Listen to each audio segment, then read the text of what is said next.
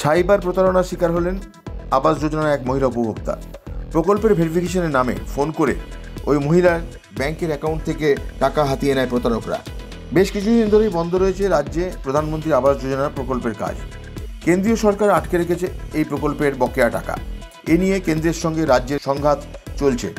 এরই মধ্যে রাজ্য সরকারের পৃথকভাবে বাংলা আবাস যোজনা প্রকল্প চালু করেছে। প্রকল্পের প্রথম কিস্তির টাকাও পেতে শুরু করেছে উপভোক্তারা। প্রকল্প যাতে স্বচ্ছভাবে রূপান্তরিত হয় সেজন্য সতর্কতা অবলম্বন করেছে রাজ্য সরকার।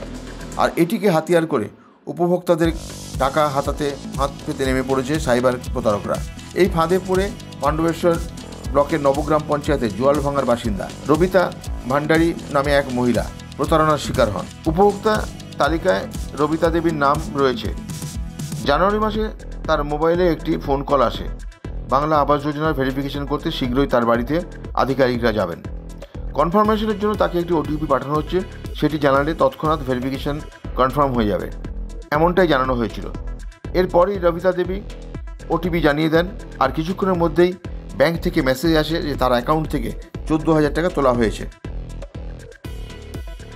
10 ডিসেম্বর কটা বাজে সঙ্গ 10টা, ওই 10:15 ফোনে এসে লেখা আছে 10:10 বলে। হ্যাঁ, দিয়ে আমি ওটা ঘোরাঘুরি করতে আমার প্রায় বিকেল হয়ে গেল।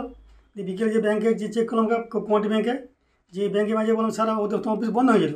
তবু পেছনে দরজায় ঢুকে পড়ে ওই যে নিয়ে ভিতরে ভিতরে গেলাম। ভিতরে যে ওরা আপডেট করে চেক করলে যে হ্যাঁ 14,000 টাকা কেটে নিয়েছে।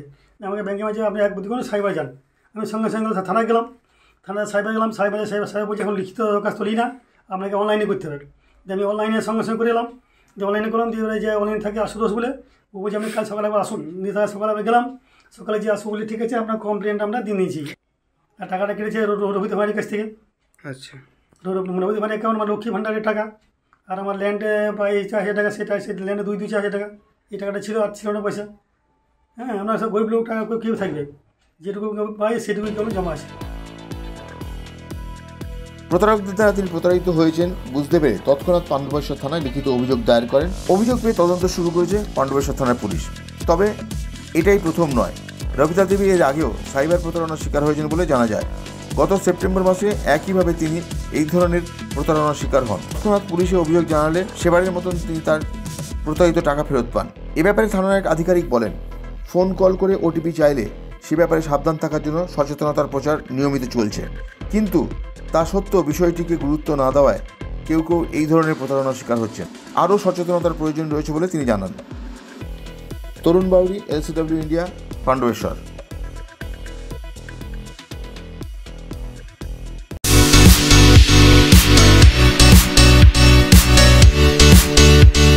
সমীর ডিজিটাল ও অনুরাগ ইনফোমার্ট শহর দুর্গাপুরে একমাত্র ইলেকট্রনিক্স আইটেমসের নির্ভরযোগ্য প্রতিষ্ঠান, যার সততা ও বিশ্বস্ততা আপনাকে মুগ্ধ করবে।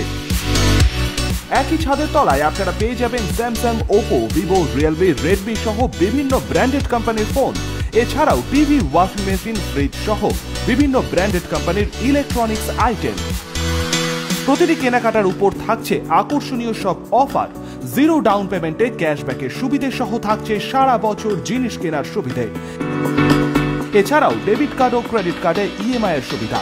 শুধু ব্যবসায়ী নয়, লভ্যাংশের একটি অংশ তারা ব্যয় করে থাকেন সামাজিক কাজে। তাই দেরি না করে আপনার পছন্দের ইলেকট্রনিক্স আইটেম কিনতে আজই আসুন সমীর ডিজিটালস ও অনুরাগ ইনফোমার্টে। প্রোডাক্ট কিনুন আর সামাজিক কাজে হাত বাড়িয়ে দিন। আমাদের শাখা ভিড়িঙ্গি TN হাই স্কুলের বিপরীতে, DSB মেইন হসপিটালের সন্নিকটে, দুর্গাপুর স্টেশন বাজার, দুর্গাপুর ট্রান্সপোর্টের বিপরীতে এবং অন্ডাল মোড়। যোগাযোগ নাম্বার 9614061558, 9332543650 এবং 9002190082।